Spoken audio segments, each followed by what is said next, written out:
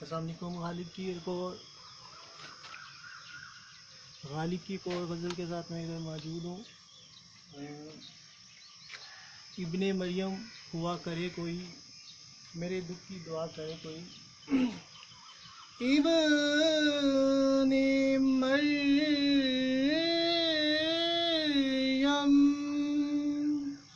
हुआ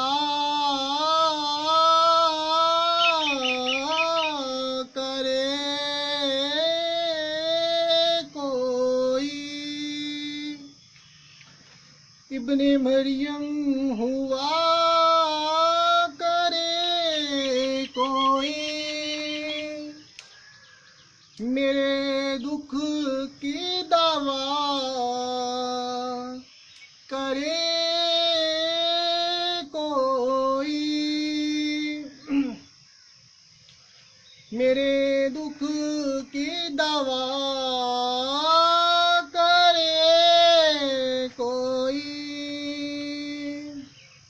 गालिब इस गज़ल में कहते हैं कि चूँकि महबूबा से इश्क की वजह से मेरी ज़ाहरी हस्ती मिट चुकी हुई है और मेरे दिल में आहो पुकार है और मैं बेचैनी की कैफियत में हूँ। खाना पीना सोना जागना ये सारी चीज़ें बेमायनी है। हर वक्त मैं महबूबा की याद में खोया रहता हूँ, जिसकी वजह से मेरी ज़ाहरी हस्ती मिट चुकी है। तो गालिब कहते हैं कि इब्ने मरियम हुआ कर। इब्ने मरियम से मुराद हज़रत ईसा अलैहिस्सलाम की तरफ इशारा है कि ईसा अलैहिस्सलाम जिस समय रूह फूंक देते थे और ज़िंदगी जो है ना वो जारी हो जाती थी। तो गालिब कहते हैं कि तड़प तड़प के मेरी ज़िंदगी ख़ात्मा हो रहा है महबूबा की याद में। तो कोई ईसा जैसी हस्ती होनी चाहिए जो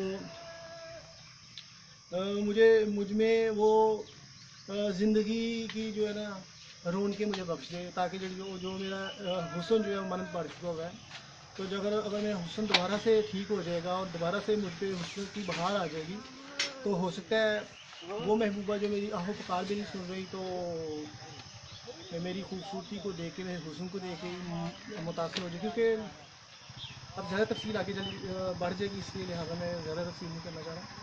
शर्अ-ओ-ऐन पर मदार सही, ऐसे कातल का क्या करे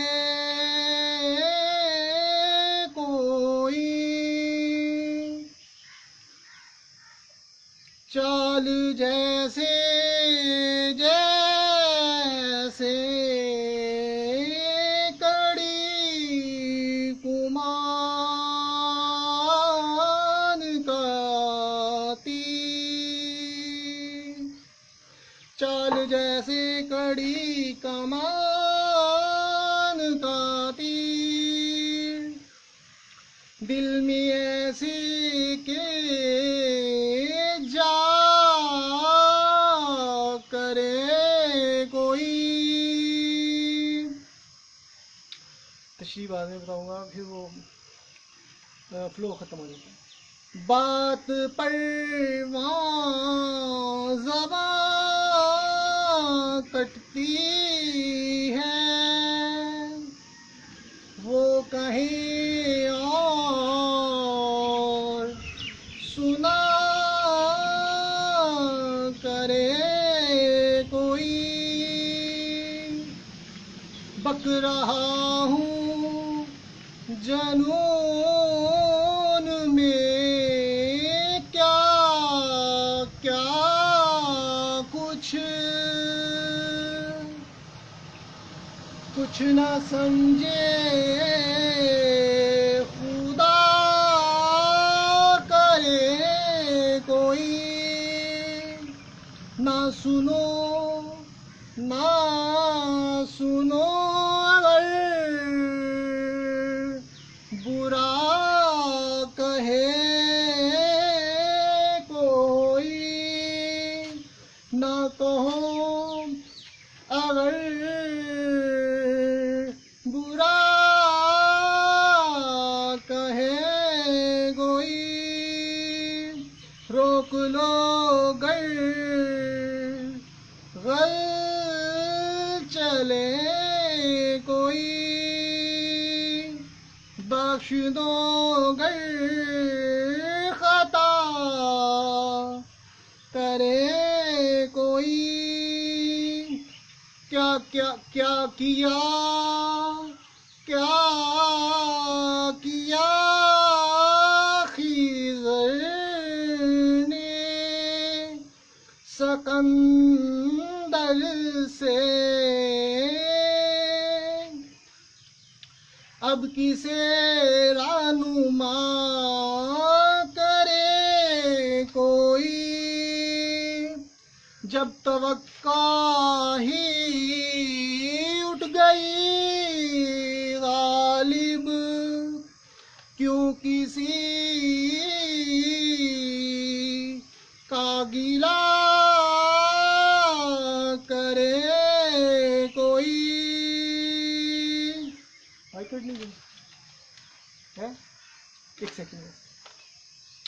इस शेर में गालिब कह रहे हैं कि शाइन शरा आइन पर मदार कैसे ऐसे कातिल का क्या करे कोई। गालिब कहते हैं कि गवाहान की ज़रूरत होती है, कोई किसी का कत्ल करता है तो मैं तो महबूबा की इश्क में तड़ के मार रहा हूँ, तो लिहाजा तो दुनिया में इस जुर्म की तो कोई सज़ा है ही नहीं कि कोई किसी को इश्क में मार जाता है। तो इसके हवाले से तो दुनिया में कोई कानून नहीं है कि किसी को सज़ा दे सके। और चाल जैसे कड़ी कमान गालिब कहता है कि उसकी इतनी अच्छी पर्सनैलिटी या शख्सियत है जिससे मैं इश्क करता हूँ। तो उसका जो वो उसकी जो शख्सियत है ना वो मेरे दिल में घर कर चुकी है। 3 चीज़ें होती हैं, जमाल, जलाल और कमाल। जमाल, जलाल, कमाल। खूबसूरती बहुत है इस हमारे माशरे में, मगर ना कमाल है और ना जलाल है। कमाल होता है कि जब आप अपनी खूबियों से वाकिफ़ होते हैं तो आपकी शख्सियत डेवलप होती है। खूबसूरती होना चीज़ है और शख्सियत होना और चीज़ है। जब आपकी शख्सियत मुकम्मल हो जाती है तो आपके हुस्न को प्रोटेक्शन मिल जाती है और यूँ आप एक बुलंद किरदार शख्सियत बने। और जलाल उस वक्त आता है जब आप में पकीज़गी होती है, तो आप इश्क के मैदान में कदम रखते हो। तो एक महबूब के लिए या महबूबा के लिए जलाल यही है कि वो मज़ाहिर दुनिया या उसमें डबल माइंडेड नहीं होता, बल्कि वो जिधर लो लगती है इंसान उधर ही मतवज्जा रहता है। तो इसका तो जलाल ज़ाहिरी मायनों में ये मैं लूँगा। और वो दूसरी तरफ जो जलाल होता है वो और मायनों में इस्तेमाल होता है।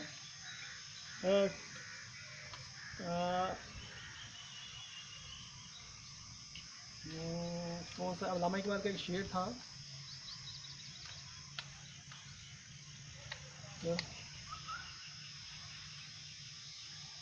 मेरे जहन में नहीं आ रहा यार, वो भी इसी से मिलता जुलता था, वो जलाल के हवाले से था कि चले।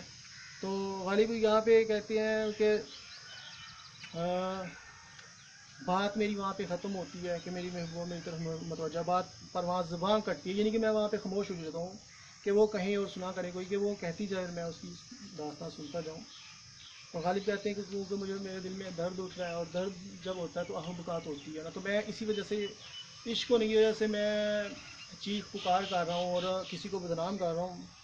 तो खुदा करे ये चीज़ें ना समझे। अगले शेर में कहते हैं कि कोई किसी को बुरा मत कहे, ये वो, तो ये वो लोगों के सामने जो अजीब तराशेंगे जो मेरी आफू बका की वजह से या जो मैं बातें कर रहा हूँ, तो लिहाजा मेरी महबूबा बदनाम ना हो जाए, इस वजह से हवाले से उन्होंने ये शेर लिखा है। तो अगर क्या किया खिज़र ने सिकंदर से, अब किसे रहनुमा करे कोई, ये और मायनों में चला जाता है। वो आब हयात पीने के हवाले से जो एक इस तरफ मुझे लगता है कि वही बात है कि आब हयात पीने के हवाले से बात हो रही थी। अब किसे रहनुमा, और खिज़र ने लुटा दिया सिकंदर को। इंसान ने बनना तो है ही, तो सारी ज़िंदगी के लिए ज़िंदगी मांगे, क्या ज़िंदगी का हुस्न तो यही है ना, इंसान जितनी है वो गुजारे, सारी ज़िंदगी क्या करोगे इतनी ज़िंदगी। वाला मैं इसका गलत मफहूम न मान, कुछ में भी इसी तरफ जा रहा था, और वो इसके अंदर वापस लौट गया, उसने आगे हाथ नहीं दिया। जब तोक्का ही उठ गई गालिब, क्यों किसी का गिला करे कोई। गालिब कहते हैं कि जब तोक्का ही उठ जाती है, उम्मीद ही उठ जाती है, क्योंकि महबूबा बेनियाज़ है और मेरी उम्मीद जो है ना वो ख़त्म हो रही है। तो जब तोक्का ही उठ गई गालिब, जब तवक्का ही उठ गई गालिब, क्यों किसी का गिला करे। अब गालिब कहते तो अब गालिब कहते मैंने तो बेमानी सी उम्मीदें लगा रखी थी, अब वो उम्मीदें ही उठ चुकी हुई हैं, तो मैं क्यों अपनी महबूबा के मतलब जिसको मैं महबूबा जानता हूँ वो तो बेनियाज है, तो उसको तो मेरी तरफ मुतवज्जा नहीं है, ना ही उसने मुझसे अहद वफा किया, तो मैं किस मुँह से मैं उसकी किस मुँह से उसके साथ उम्मीदें वाबस्ता कर सकता हूँ। इसमें हालित में ये क्या है। तो आजकल मैं इंडियन गानों पे भी थोड़ा सा देख रहा हूँ कि इंडस्ट्री में किस किस ने गाने गाए हैं और कहाँ कहाँ पे हुआ है, तो सोच रहा था कुछ ना कुछ उस पर भी काम करूँ। जैसे अभी लास्ट दिन मैंने साहिल पे खड़े हो, ये मेरी नज़र में गज़ल गुजरी, वो मैंने पढ़ी थी। साहिल पे खड़े हो क्या गम चले जाना, मैं डूब रहा हूँ डूबा तो नहीं हूँ। अब ये मैंने पढ़ी थी। मैं देखता हूँ आदित्य नारायण और कुमार सानू और अलका अलका अलका इस तरह लेडीज़ सिंगर है, इस तरह मुख्तलिफ जो गाने वाले हैं, उन्होंने 3-4 नाम है जिन्होंने बड़ा म्यूज़िक दिया है और बड़े पैसे कमाए जिन्होंने होंगे। और आदित्य नारायण का मैंने ये देख के हैरान होता हूँ कि हर गाने में उसने महसूस नहीं होने दिया कि वो गा रहा है, क्योंकि बात सिंगर होते हैं उसकी छाप हो जाती है, इंसान आंखें बंद करके पहचान लेता है यार ये इसी नहीं गाया है। और उसने हर गाने को अपने स्टाइल मुख्तलिफ अंदाज में गाया है, बंदा पहचान नहीं सकता कि ये वही गा रहा है। तो अब के मर गया इंडिया का कंसर्ट के दौरान, तो उसका भी एक गाना था, तेरे ही इश्क ने। अब ये जो है ना, मैं अब इसकी गहराई पे नहीं उतर पा रहा, क्योंकि अभी इसकी मैं रिहर्सल जारी रखूँगा, तो इसको मैं गाना चाह रहा हूँ, किस दिन गाऊँगा। तो तेरे ही इश्क ने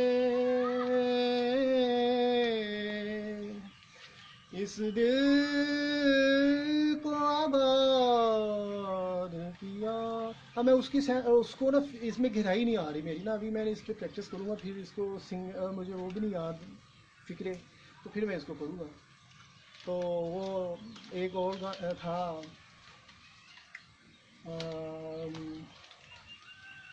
सावन भी तो जाए पहलवा, मन मेरा घबराए, मन मेरा घबराए। टू द पॉइंट मैं इसलिए कॉपी नहीं करता क्योंकि देखें आवाज़ और सुर एक अलग चीज़ें हैं। आपकी आवाज़ को अपनी ओरिजिनलिटी ख़त्म नहीं करनी चाहिए, कॉपी पेस्ट करोगे तो फिर अच्छा नहीं है, क्योंकि वो तो आप में उसमें फ़र्क क्या रह गया। हाँ, सुर जो होता है वो आपको उसको जो कानून होते हैं उनको नहीं तोड़ना चाहिए, मगर अगर आपकी आवाज़ अच्छी है ना, तो सुर में थोड़ी हैंगी फेंगी भी हो जाए तो आप अपनी मर्ज़ी का सुर सेट करते हो तो अच्छा लगता है। और आपकी आवाज़ अच्छी नहीं है और सुर जितने मर्ज़ी कॉपी पेस्ट मार लो वो अच्छा नहीं लगेगा। हर इसी तरह जो सुर में जो मुख्तलिफ सुर निकलते हैं, हर एक का सुर अलग-अलग होता है, और उसकी बेसिक वजह ये होती है कि हर एक की अपनी आवाज़ है और हर कोई अपनी मर्ज़ी से सुर सेट करता है। तो जहाँ आवाज़ की खूबसूरती इंसान को पहुँचा देती है, वहाँ पे सुर भी नहीं मेरे ख्याल में इंसान को पहुँचा सकता। अगर बड़ी बुरी आवाज़ है और सुर अच्छा नहीं है तो क्या फ़ायदा। सुर आवाज़ का मायने ये है कि आपके गले में कितना फ़्लो है और किस पिच पे आप गाते हैं, ये एक बड़ी चीज़ होती है। अब नुसरत फ़तेह अली खान जिस पिच पे गाते थे और जो वो गाते थे, वो सुर को कभी खींच लेते थे, कभी छोटा कर देते थे, कभी उसमें जो मर्ज़ी ऐड कर देते थे, वो उसकी चीज़ें अच्छी लगती थी। मगर अगर आवाज़ ही ना अच्छी होती तो नुसरत जितने मर्ज़ी सुर बांध लेते और जितने मर्ज़ी कायदे ज़ाबित के मुताबिक चलते, बदसूरत अगर जितनी मर्ज़ी कैट वॉक कर ले, अगर वो उसमें कशिश ही नहीं है, उसकी कैट वॉक में नहीं होती। इसी तरह मैं कहूँगा अगर खूबसूरत और कैट वॉक करनी भी नहीं आती और चलती हुई वो अच्छी लगती है, तो ज़रूरी नहीं कि बंदा हर चीज़ के कायदे दे ही, मगर कायदे से हटना भी नहीं चाहिए। ये एक डिफरेंट चीज़ें हैं और बड़ी लंबी बहस चली जाती है।